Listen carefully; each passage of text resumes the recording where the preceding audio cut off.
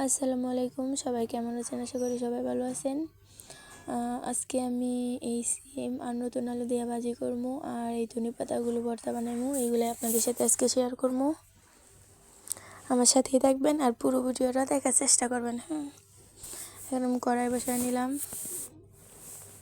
কড়াইয়ের ভিতরে পেঁয়াজ রসুন সবগুলো আর কি ভাজা নিবো। আগে আমি প্রথমে মরিচগুলো ভাজা নিতেছি।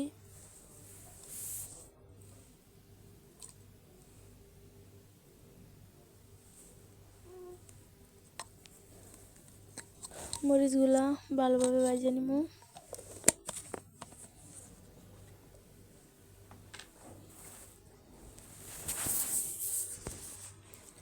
মরিচগুলো ভাজা হয়ে গেছে, এখন আমি পেঁয়াজ রসুনগুলোও ভাজা নেব।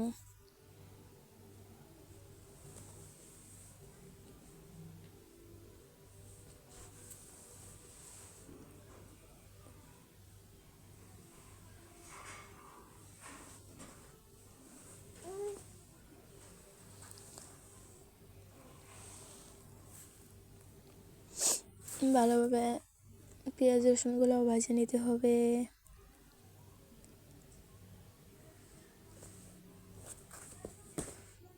পেঁয়াজ রসুনগুলোও ভাজা হয়ে গিয়েছে, এখন আমি এগুলো উঠিয়ে নিব আর ধনে পাতাগুলো ভাজা নেবো আবার।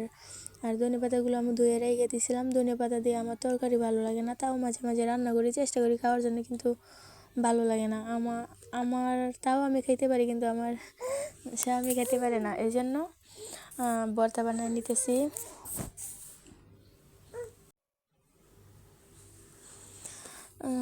ধনে পাতাগুলো আমি ভেজে নেব, একটু তেল দিয়ে দিলাম।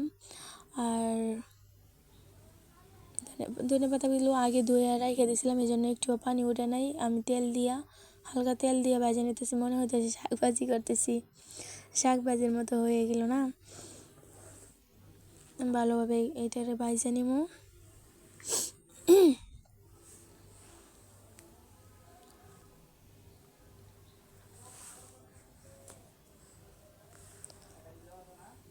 ধনে পাতা ভাজা হয়ে গেছে, এখন আমি এগুলো উঠাই নেবো। সবগুলাই ভাজা নিছি।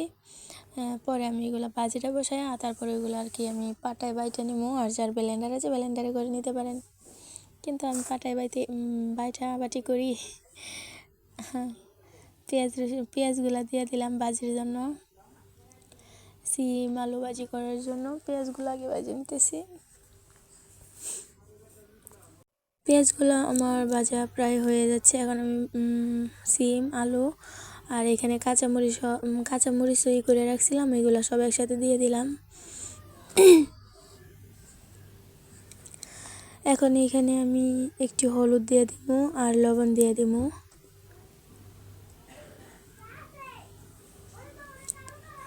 এই লবণ দিয়ে দিছি আমার পরিমাণ মতো, আর হলুদ দিয়ে দিলাম। এখন ভালোভাবে এটা মিশিয়ে নিব।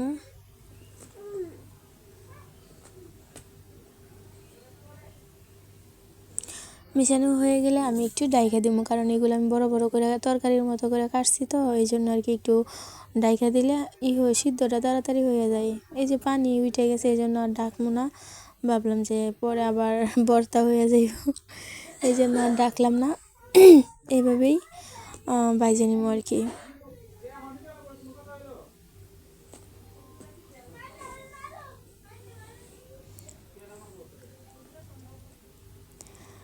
এইভাবে আমি একটু পর নাড়াচাড়া দিয়ে দিতেছি। এই যে পানিটা কিন্তু শুকিয়ে গেছে, এখন এগুলো আমি আর একটু মানে পুরা টাইপের করে একটু ভাজবো, একটু কড়া করে ভাজে নিব আর কি।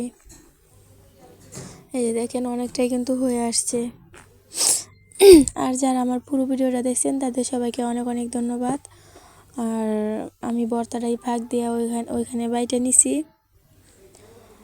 ভাজিটা কিন্তু হয়ে গেছে, আমি আর ভাজি করবো না, এখন আমি ভাজিটা রেখে দিলাম আর ভর্তাটাও আমি ওই দিক দিয়ে বানিয়ে নিছি। সবাই ভালো থাকবেন, আল্লাহ হাফেজ।